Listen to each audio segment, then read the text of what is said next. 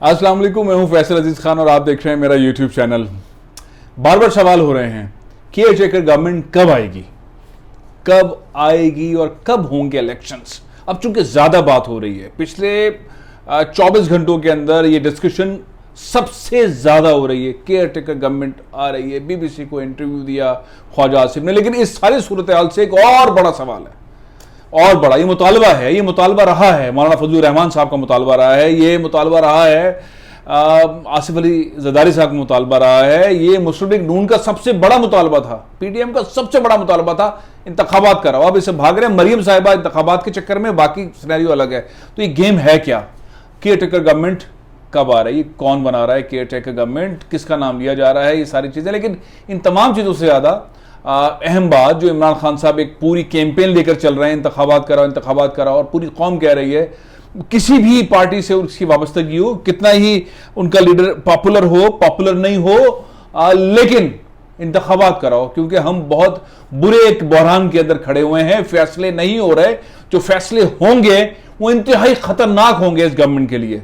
अगर ये गवर्नमेंट 40-50 रुपए पर लीटर डीजल के प्राइसेस में इजाफा करती है, 20-25 रुपए पेट्रोल में इजाफा करती है, महंगाई ऑलरेडी यहां पर है, डॉलर यहां है, स्टॉक यहां है, हर चीज में महंगाई है, तो ये अगर फैसला मुस्लिम लीग नून और पाकिस्तान पीपल्स पार्टी की जरदारी शरीफ गवर्नमेंट ने कर लिया तो उनको वोट कैसे मिलेगा?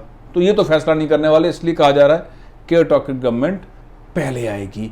ये फैसला ये नहीं करेंगे भागने के चक्कर में, क्योंकि इमरान के लिए फिर वाकबर हो जाएगा। क्योंकि इमरान ने अपने दौर के अंदर, मुश्किल तरीन दौर में इमरान खान साहब ने सब्सिडीज दी, और सब्सिडी के अंदर उन्होंने इन पेट्रोल और डीजल के प्राइसेस में इजाफा नहीं किया। उन्होंने कोशिश की कि प्राइसेस कम रहें, उन्होंने एहसास प्रोग्राम के तहत चीजों को संभाला, ये किया वो किया। तो अब ये एक बॉल है, लेकिन इस सारी बॉल से बड़ी एक और बॉल है कि जनाब चूंकि DGISPR फरमा चुके हैं कि पाकिस्तान के सिपह सालार आर्मी चीफ जनरल कमर बाजवा, उन्होंने एक्सटेंशन नहीं लेनी और वो रिटायर हो जाएंगे नवंबर में। तो नवंबर में रिटायर हो जाएंगे। हम मई के तकरीबन मिड के अंदर खड़े हुए, जून, जुलाई, अगस्त, सितंबर, अक्टूबर, नवंबर, 6 महीने। इसका मतलब है कि 6 महीने में ये तय होना है, इससे पहले तय होना है कि नए आर्मी चीफ कौन होंगे। बहुत सारे जो सीनियर ऑफिसर्स हैं, लेफ्टिनेंट जनरल्स हैं, वो रिटायर होंगे, सीनियरिटी लिस्ट एक बननी है। तो सबसे बड़ा जो पाकिस्तानियों का सवाल है, जो बार बार मुख्तलिफ स्पेस में पूछा जा रहा है और उसके ऊपर बेहंगम किस्म की गुफ्तगू हो रही है। मैंने 2 रिटायर्ड जनरल साहिबान से, जो कि बहुत ही मुअज़्ज़िज़ हैं, अक्सर आप टेलीविजन चैनल्स के ऊपर देखते रहे हैं, आजकल वो नहीं आ रहे हैं टेलीविजन चैनल्स पे, उसकी वजूहत अलग है, लेकिन उन्होंने मुझे थोड़ा सा समझाया, तो मैं वो पॉइंट्स आसान तरीके से आपके सामने रखता हूं कि पाकिस्तान का सबसे बड़ा सवाल यह है, और जो बहुत क्लियर कर दिया गया है, जिस पे शुक्रिया अदा करना चाहिए DGISPR का। और ज़ाहिर आर्मी चीफ ने भी फैसला किया कि वो एक्सटेंशन नहीं लेंगे और एक नए आर्मी चीफ आएंगे। लेकिन ये सवाल ये है कि वो कौन होंगे, कौन बनाएगा, प्रोसीजर क्या है। नाम जो लिख कर दिए जाएंगे GHQ की तरफ से प्राइम मिनिस्टर को कि ये 3 या 4 नाम है, इनमें से आर्मी चीफ बनेंगे, और वो आर्मी चीफ सारे मामलात को आगे लेके चलेंगे, उनका टेन्योर, और वो अपनी तमाम मामलात को 3 साल तक देखेंगे। वो आर्मी चीफ कौन होंगे, वो कौन होंगे, उसका प्रोसीजर, उसका नाम। लेकिन इस साइड पे प्राइम मिनिस्टर कौन होंगे? प्राइम मिनिस्टर शहबाज शरीफ होंगे। एक तस्वीर अब तक किसी ने नहीं देखी जिसमें आर्मी चीफ या किसी सीनियर ऑफिसर ने प्राइम मिनिस्टर को सलूट किया हो। ये सवाल बहुत मरतबा उठता रहा है कि चूंकि मफरूर हैं, चूंकि जमानत पर हैं, चूंकि बहुत सारे केसेस हैं, बहुत सारे ऐसे मामलात हैं, परसेप्शन ठीक नहीं है, रेपुटेशन ठीक नहीं है, पूरी फैमिली पे केसेस हैं, भाई साहब को उन्होंने जमानत दी, गारंटी दी और वो बाहर चले गए, उनको वापस नहीं ला सके। तो बहुत सारी शरीफ फैमिली से मुतालिक मामलात हैं। और एक साहब ने बहुत खुलकर ये बात कही कि बहुत सारी डील्स होती हैं, बहुत सारी बातें होती हैं, शरीफ फैमिली बहुत ज़बरदस्त है डील्स करने में, जैसे भी हालात हो मुशर्रफ साहब के साथ डील करके निकल जाती है। इन हालात के अंदर ऐसा चकमा दिया बीमारी का, इसका उसका, कि वो इमरान खान साहब के सामने से उनके काबीना के दस्तखत से निकल गई और निकल गए, तशरीफ ले गए बाहर। जिस दिन वो बाहर तशरीफ ले गए तो उस दिन मैं भी गया था और मैंने उनको बहुत करीब से देखा, और मैंने वो लफ्ज़ इस्तेमाल किया था जो बोल पर ट्रांसमिशन चली, मुझे तो बहुत हशाश बशाश लगे। उसके बाद भी जो 2-3 मरतबा मैं गया हूँ, मैंने उनको बहुत हशाद प्रसाद देखे, अल्लाह ताला उनको ज़िंदगी दे। सियासत, सियासी इख्तलाफात या किसी तरह के भी इल्ज़ामात या जो भी मुकदमात, उसका मकसद बिल्कुल ये नहीं है कि आप किसी से नफ़रत करें या किसी से मुतालिक ऐसे अल्फाज बयान करें। तमाम रहनुमाओं की इज़्ज़त है, तमाम रहनुमाओं की इज़्ज़त करनी चाहिए। एक बहुत ही इज़्ज़त वाले माहौल के अंदर इख्तलाफ राय रखा जा सकता है, इख्तलाफ राय रखना चाहिए, सवाल भी उठाने चाहिए, जवाब भी मिलने चाहिए।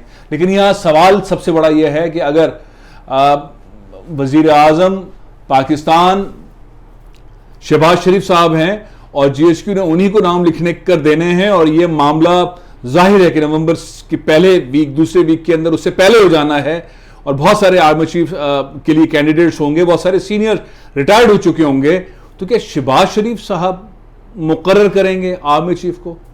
लोग बार बार पूछ रहे हैं, इतना पूछ रहे हैं, कान हिला दिए। केयर टेकर गवर्नमेंट कब आएगी? आर्मी चीफ ये रखेंगे आर्मी चीफ, उनके ऊपर ये 60% लोग करप्ट कैबिनेट के अंदर है, ये रखेंगे लोग।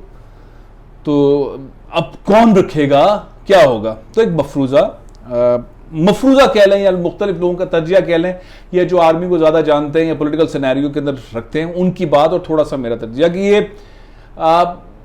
बहुत संजीदा मामला है और care taker prime minister possible नहीं है कि आर्मी चीफ रखें।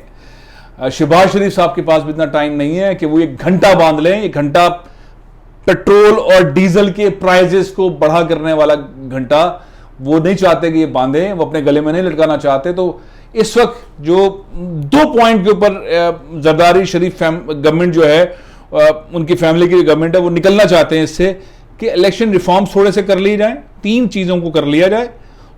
ECL से तो नाम निकल ही गए, वो उन्होंने जाहिर है कि अपना आपको NRO दे दिया ज़बरदस्त किस्म का, तो इलेक्शन के मामला से निकल जाया जाए और 1-2 और मामला था नैब के, उसको जरा ठंडा कर लिया जाए, कुछ केसेस के रिकॉर्ड इधर उधर कर लिए जाए और फिर केयर टेकर गवर्नमेंट में चलाया जाए। ये हम ना करें, महंगाई वाला अपने गले में ना लें, हम मईशत को नहीं संभाल सकते। मरियम साहिबा वैसे ही कह चुकी हैं कि जितनी सूरत हाल ख़राब है वो 1-2 महीने में ठीक नहीं होगी, ज़्यादा ख़राब होगी, उसके लिए 2-3 साल चाहिए।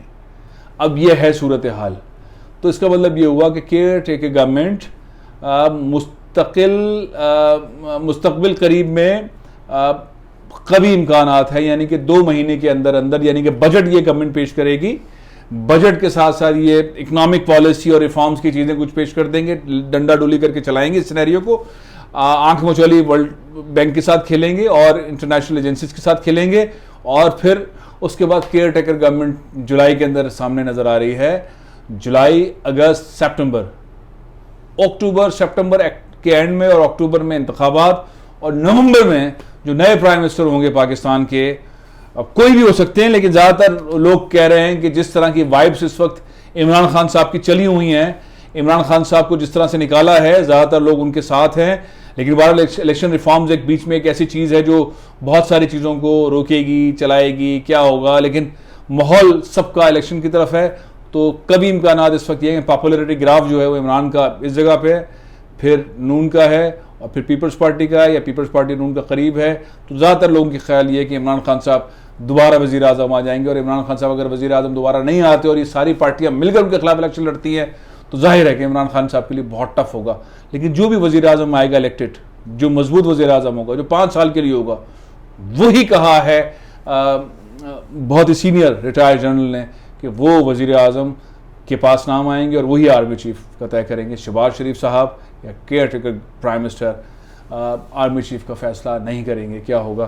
तो ये एक बड़ी डेवलपमेंट है और इस डेवलपमेंट के बगैर पाकिस्तान का आगे बढ़ना भरपूर अंदाज से, एक नया आर्मी चीफ, एक नई गवर्नमेंट और फिर पाकिस्तान के मसाइल और पाकिस्तानी कौम जो रेवड़ और हजूम के बाद बनी है, जाहिर है कि अगर इमरान खान वज़ीर आज़म बन जाते हैं या कोई और बन जाता है, तो फिर पाकिस्तान के लिए एक बड़ा वसी किस्म का जो है मरला होगा। अब देखते हैं इसमें कैसे ये मराहिल तय होंगे। लेकिन बहरहाल 2 बड़े सवाल, केयर टेकर गवर्नमेंट में जाने के लिए हुकूमत को एक लंबा फैसला करना है, या तो वो पैसे बढ़ाएगी डीजल और पेट्रोल के और यही खींचने की कोशिश करेंगे जिस तरह से जरदारी साहब चाहते हैं, लेकिन नून लीग नहीं चाहती, अपने गले में घंटा नहीं जाती।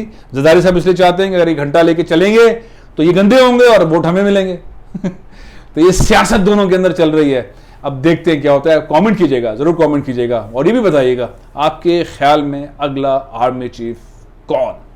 मैं इस पर गुफ्तगू कर रहा हूँ आज। मेरे पास चूंकि 2 लोगों से बात हुई थी, मैं चाह रहा था 1-2 लोगों से और बात हो जाए ताकि 3-4 अच्छे रिटायर्ड फौजी जनरल्स जो हैं वो कमेंट कर लें, तो उसके बाद फिर वो नाम मैं आपके सामने लेकर आऊँगा कि कौन मुतफ़क़ा तौर पे पाकिस्तान के सेपह सालार हो सकते हैं जनरल कमर जावेद बाजवा की बात। तो कमेंट कीजिए, ज़रूर कमेंट कीजिए, सवाल भी पूछिए और ज़रूर बताइएगा कि अगर केयर टेकर गवर्नमेंट आ रही है तो उसमें कौन कौन से टेक्नोक्रेट्स होंगे और वज़ीर आज़म केयर टेकर कौन होंगे। इजाज़त दीजिए। पाकिस्तान जिंदाबाद।